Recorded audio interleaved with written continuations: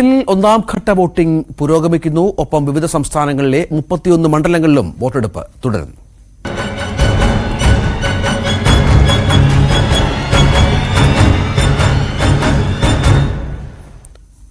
ജാർഖണ്ഡിൽ ആദ്യഘട്ടം വോട്ടെടുപ്പ് പുരോഗമിക്കുകയാണ്. അവസാനം ലഭ്യമായ കണക്കനുസരിച്ച് 38% പോളിംഗ് രേഖപ്പെടുത്തി. വിവിധ സംസ്ഥാനങ്ങളിലായി 31 നിയമസഭാ മണ്ഡലങ്ങളിലെ ഉപതെരഞ്ഞെടുപ്പും നടക്കുകയാണ്. ബംഗാളിലെ 6 മണ്ഡലങ്ങളിലും രാജസ്ഥാനിലെ 7 മണ്ഡലങ്ങളിലും ബീഹാറിലെ 4 കർണാടകയിലെ 3 മണ്ഡലങ്ങളിലും വോട്ടെടുപ്പ് പുരോഗമിക്കുകയാണ്. കിരൺ ബാബു ഏറ്റവും പുതിയ വിവരങ്ങൾ പങ്കുവെക്കും. കിരൺ, ഇത് ബിജെപിക്കും കോൺഗ്രസിനും ഒരുപോലെ നിർണായകമായ മണ്ഡലങ്ങളാണ് തെരഞ്ഞെടുപ്പ് നടക്കുന്നത്. ജാർഖണ്ഡ് പ്രത്യേകിച്ച് എന്തൊക്കെയാണ് ഏറ്റവും പുതിയ വിവരങ്ങൾ? പോളിംഗ് കാര്യമായി തന്നെ തുടരുന്നുണ്ടോ? രജിത, ഇന്ത്യ മുന്നണിയും എൻഡിഎ മുന്നണിയും നേരിട്ട് ഏറ്റുമുട്ടുകയാണ് ജാർഖണ്ഡിൽ പ്രധാനമായ മത്സരം ബിജെപി നയിക്കുന്ന എൻഡിഎ മുന്നണി ഒരു ഭാഗത്ത്, മറിച്ച് ജെഎംഎം നയിക്കുന്ന ഇന്ത്യ മുന്നണിയാണ്. ഈ പാർട്ടികൾ തമ്മിലുള്ള മത്സരമാണ് നടക്കുന്നത്. 43 മണ്ഡലങ്ങളിലാണ് ഇന്ന് വോട്ടെടുപ്പ് പുരോഗമിക്കുന്നത്. സാമാന്യം മെച്ചപ്പെട്ട പോളിംഗ് ശതമാനം തന്നെയാണ് അവിടെ നിന്ന് വരുന്നത്. 81 മണ്ഡലങ്ങളാണ് ആകെയുള്ളത്. ഇന്ന് പ്രധാനപ്പെട്ട മുൻ മുഖ്യമന്ത്രി ചമ്പായ് സോറൻ നേരത്തെ ജെഎംഎമ്മിന്റെ നേതാവായിരുന്നു. അദ്ദേഹം ഇപ്പോൾ ബിജെപിയുടെ സ്ഥാനാർത്ഥിയും നേതാവുമാണ്. അദ്ദേഹം അടക്കമുള്ള സ്ഥാനാർത്ഥികൾക്ക് ഇന്നാണ് വോട്ടിംഗ്. മുഖ്യമന്ത്രി ഹേമന്ത് സോറനും അദ്ദേഹത്തിന്റെ ഭാര്യ കൽപ്പന സോറനും അടക്കമുള്ള റാഞ്ചിയിൽ ഇന്ന് വോട്ട് രേഖപ്പെടുത്തി. പക്ഷേ അവരുടെ മണ്ഡലങ്ങളിൽ ഇന്നല്ല വോട്ടിംഗ് നടക്കുന്നത്. പ്രധാനമായും വെസ്റ്റ് സിംഗ്ഭൂം, ലത്തേഹാർ, ലോഹർഭാഗ, ഗർഹ്വ, ഗുംല ജില്ലകളിലാണ് ഇന്ന് വോട്ടെടുപ്പ് നടക്കുന്നത്.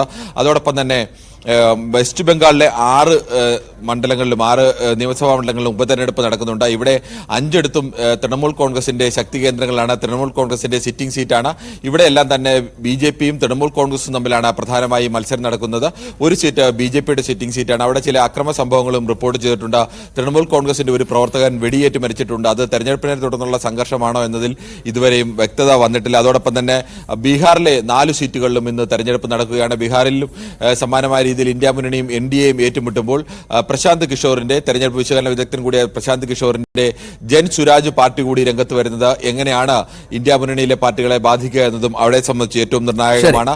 മറ്റൊന്ന് കർണാടകയാണ്. കർണാടകയിൽ 3 സീറ്റിലാണ് തെരഞ്ഞെടുപ്പ് നടക്കുന്നത്. അതിൽ ചന്നപട്ടണയാണ് ഏറ്റവും പ്രധാനം. അവിടെ കുമാരസ്വാമിയുടെ മകൻ നിഖിൽ കുമാരസ്വാമിയാണ് മത്സരിക്കുന്നത്. രാജസ്ഥാനിലെ 7 സീറ്റുകളിലടക്കമാണ് ഇന്ന് ഉപതെരഞ്ഞെടുപ്പ് നടക്കുന്നത്. കിരൺ ബാബു വിവരങ്ങൾ പങ്കുവച്ചു. ജാർഖണ്ഡിലെ സഹോദരന്മാർ അവകാശങ്ങൾ സംരക്ഷിക്കാനും ഭരണഘടനയും ജനാധിപത്യവും ശക്തിപ്പെടുത്താനും വോട്ട് ചെയ്യണമെന്ന് രാഹുൽ ഗാന്ധി. ഇന്ത്യ മുന്നണിക്കുള്ള ഓരോ വോട്ടും ജീവിതത്തിൽ അഭിവൃദ്ധി കൊണ്ടുവരും. ജലം, വനം, ഭൂമി എന്നിവയുടെ സംരക്ഷണവും സാമൂഹ്യനീതിയും ഉറപ്പാക്കുകയും ചെയ്യുമെന്ന് രാഹുൽ എക്സിൽ കുറിച്ചു. ബീഹാറിൽ 12,100 കോടി രൂപയുടെ വികസന പദ്ധതികൾക്ക് പ്രധാനമന്ത്രി നരേന്ദ്രമോദി തറക്കല്ലിട്ടു.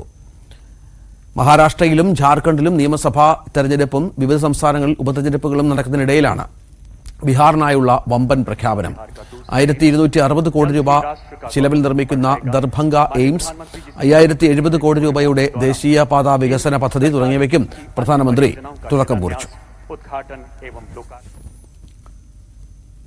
തൃണമൂൽ കോൺഗ്രസ് ഗുണ്ടകൾ വോട്ടർമാരെ ഭീഷണിപ്പെടുത്തുന്നു എന്ന ആരോപണവുമായി ബിജെപി. പോലീസ് തൃണമൂൽ ഗുണ്ടകൾക്ക് സഹായം നൽകുന്നതായും കുച്ചുബിഹാറിലെ ബിജെപി സ്ഥാനാർത്ഥി ദീപക് കുമാർ റോയ് ആരോപിച്ചു. ബംഗാളിൽ 6 നിയമസഭാ മണ്ഡലങ്ങളിലാണ് ഇന്ന് തെരഞ്ഞെടുപ്പ്. ഇതിൽ 5 എണ്ണവും തൃണമൂൽ കോൺഗ്രസിന്റെ സിറ്റിംഗ് MLA-മാരുടെ മണ്ഡലങ്ങളാണ്. പശ്ചിമ ബംഗാളിലെ ഉപതെരഞ്ഞെടുപ്പിന് നടക്കുന്ന നൈഹട്ടി നിയമസഭാ മണ്ഡലത്തിലുണ്ടായ സംഘർഷത്തിൽ തൃണമൂൽ കോൺഗ്രസ് പ്രവർത്തകൻ വെടിയേറ്റ് മരിച്ചു.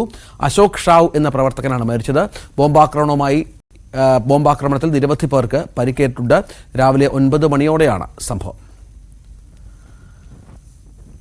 മഹാരാഷ്ട്രയിലെ പ്രചാരണത്തിനായി എത്തിയ കേന്ദ്ര ഉപരിതല ഗതാഗത മന്ത്രി നിതിൻ ഗഡ്കരിയുടെ ഹെലികോപ്റ്റർ തെരഞ്ഞെടുപ്പ് ഉദ്യോഗസ്ഥർ പരിശോധിച്ചു. ഉദ്ധവ് താക്കറെയുടെ ഹെലികോപ്റ്റർ പരിശോധിക്കുന്നതുമായി ബന്ധപ്പെട്ട വിവാദങ്ങൾക്കിടയിലാണ് പുതിയ നീക്കം. യുവമാലിയിലും ലാത്തൂരിലും താക്കറെയുടെ ബാഗുകൾ 2 തവണ ഉദ്യോഗസ്ഥർ പരിശോധിച്ചിരുന്നു. മഹാരാഷ്ട്രയിലെ ലാത്തൂരിൽ പ്രചരണത്തിനായി എത്തിയപ്പോഴാണ് കേന്ദ്രമന്ത്രി നിതിൻ ഗഡ്കരിയുടെ ഹെലികോപ്റ്റർ തെരഞ്ഞെടുപ്പ് ഉദ്യോഗസ്ഥർ പരിശോധിച്ചത്. നിതിൻ ഗഡ്കരി ഇറങ്ങിയ ശേഷം ഉദ്യോഗസ്ഥർ ഹെലികോപ്റ്ററിൽ കയറുന്നതും ബാഗുകൾ പരിശോധിക്കുന്നതിന്റെയും ദൃശ്യങ്ങൾ പുറത്തുവന്നു. മാതൃകാ പെരുമാറ്റച്ചട്ടം പ്രാബല്യത്തിലുള്ള സാഹചര്യത്തിൽ വോട്ടർമാരെ ആകർഷിക്കാൻ സമ്മാനവും പണവും വിതരണം ചെയ്യുന്നത് തടയാൻ തെരഞ്ഞെടുപ്പ് ഉദ്യോഗസ്ഥർ പതിവായി സർപ്രൈസ് പരിശോധനകൾ നടത്തിയിരുന്നു. ഇതിന്റെ ഭാഗമായാണ് കേന്ദ്രമന്ത്രിയുടെ ഹെലികോപ്റ്ററും പരിശോധിച്ചത്. ശിവസേന UBT നേതാവ് ഉദ്ധവ് താക്കറെയുടെ ഹെലികോപ്റ്റർ യവത്മാലിലും ലാത്തൂരിലും വെച്ച് ഉദ്യോഗസ്ഥർ പരിശോധിച്ചിരുന്നു. ഔസ നിയോജക മണ്ഡലത്തിൽ UBT സ്ഥാനാർത്ഥി മുൻ MLA ദിൻകർ മാനെയുടെ തെരഞ്ഞെടുപ്പ് റാലിയിലെത്തിയപ്പോഴായിരുന്നു രണ്ടാമത്തെ പരിശോധന. നവംബർ 20 നടക്കുന്ന സംസ്ഥാന നിയമസഭാ തെരഞ്ഞെടുപ്പിന് മുന്നോടിയായി പ്രതിപക്ഷത്തെ ലക്ഷ്യമിട്ട് അനാവശ്യമായി ബുദ്ധിമുട്ടിക്കുകയാണെന്ന് പാർട്ടി ആരോപണവുമായി രംഗത്തെത്തി. മുൻ മുഖ്യമന്ത്രി കൂടിയായ താക്കറെയുടെ ബാഗുകൾ 2 തവണ പരിശോധിച്ചത് വിവാദമായി. ആവർത്തിച്ചുള്ള പരിശോധനയുടെ ആവശ്യകതയെ ചോദ്യം ചെയ്തുകൊണ്ട് താക്കറെ ഉദ്യോഗസ്ഥരുമായി തർക്കിക്കുകയും ചെയ്തു. ഉദ്യോഗസ്ഥരോട് അവരുടെ പേരും തസ്തികയും നിയമന ഉത്തരവുകളും ചോദിച്ചു. ഇതുവരെ എത്ര പേരുടെ ബാഗുകൾ തിരഞ്ഞു? പ്രധാനമന്ത്രി നരേന്ദ്രമോദിയും ആഭ്യന്തരമന്ത്രി അമിത്ഷായും റാലികളെ അഭിസംബോധന ചെയ്യാൻ മഹാരാഷ്ട്രയിൽ വരുമ്പോൾ അവരുടെ ബാഗുകൾ തെരഞ്ഞെടുപ്പ് അധികാരികൾ പരിശോധിക്കാറുണ്ടോ എന്നും താക്കറെ ചോദിച്ചു. മറച്ചുവെക്കാൻ ഒന്നുമില്ലെങ്കിൽ പരിശോധന നടത്തുന്നതിനെ എതിർത്തത് എന്തുകൊണ്ടാണെന്ന ചോദ്യവുമായി ഭരണകക്ഷിയായ മഹായുദ്ധി സഖ്യത്തിലെ നേതാക്കളും രംഗത്തെത്തിയിരുന്നു. Election desk, news 18. കൽപ്പാത്തി രഥോത്സവത്തിന് തുടക്കം. ആദ്യ ദിവസമായ ഇന്ന് വിശാലാക്ഷി സമേത വിശ്വനാഥ ക്ഷേത്രത്തിൽ നിന്ന് ആചാരപരമായ ചടങ്ങുകൾക്ക് ശേഷമായിരുന്നു രഥാരോഹണം. പിന്നാലെ രഥപ്രയാണത്തിന് തുടക്കമായി. മറ്റന്നാളാണ്